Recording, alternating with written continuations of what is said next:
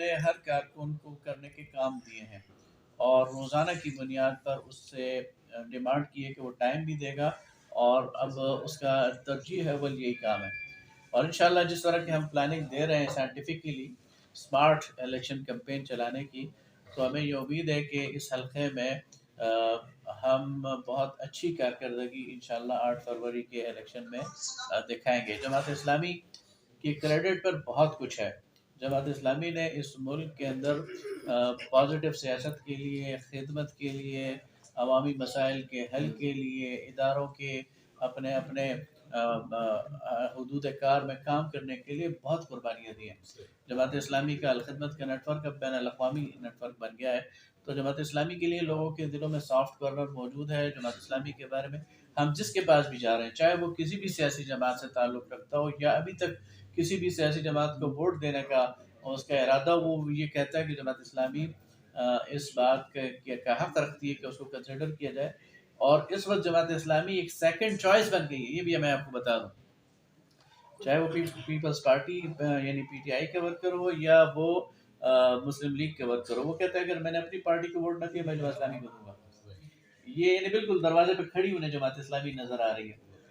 یہ ایک بہت بڑی تبدیلی ہے، چینج ہے، اور اگر ہم یہ 60 دن اچھے طریقے سے گزاریں گے، اور مجھے امید ہے اس لیے کہ ہمارا ورکر رضاکار ہے، ہمارا ورکر پیڈ ورکر نہیں ہے، ہمارا ورکر گھر سے کھانا کھاتا ہے، نکلتا ہے، اس کے پاس سائیکل ہوتی ہے، اس کے پاس موٹر سائیکل ہوتی ہے، اس کے پاس جو بھی ہوتا ہے وہ گھر سے نکل کر کام کرتا ہے، واپس گھر جا کر کھانا کھاتا ہے، ہم سے کسی چیز کا مطالبہ ہی نہیں کرتا، وہ ہمیں رپورٹنگ کے لیے نہیں آتا، وہ اللہ تعالیٰ کے سامنے اپنی سرخروئی کے لیے کام کرتا ہے۔ آج ہمارا جو درس قرآن سے آغاز ہوا، تو یہ اجتماعی الحمدللہ اللہ تعالیٰ کی نعمت ہے ہمارے پاس جو قیادت اس وقت موجود ہے، محترم شمس الرحمان سواتی صاحب اس وقت پورے ملک کے مزدوروں کی جو پلیٹ فارم ہے NLF نیشنل لیبر فیڈریشن، اس کے مرکزی صدر ہیں، اور یہ مزدوروں کے علاقہ ہے۔ تو یہ نہ صرف یہاں بلکہ سندھ اور بلوچستان کے کونوں تک جا کر مزدوروں کے کہیں پر مائنز میں ہم بلکہ ان سے کہتے رہتے ہیں کہ بھائی شہباز صاحب اب الیکشن کمپین ہے، یہاں توجہ دیں، پتہ چلتا ہے بلوچستان میں پہنچے ہوئے، پتہ چلتا ہے سندھ میں پہنچے ہوئے مزدوروں کے کاز کے لیے۔ تو یہ جماعت اسلامی کا ایک سمجھ لیں کہ بہت بڑا کنٹریبیوشن ہے، اور اس علاقے کے مزدوروں کے لیے بہت اچھی چوائس دی ہے کہ اگر مزدور اپنے مسائل کے بارے میں، تو اسی طرح کی عتیق صاحب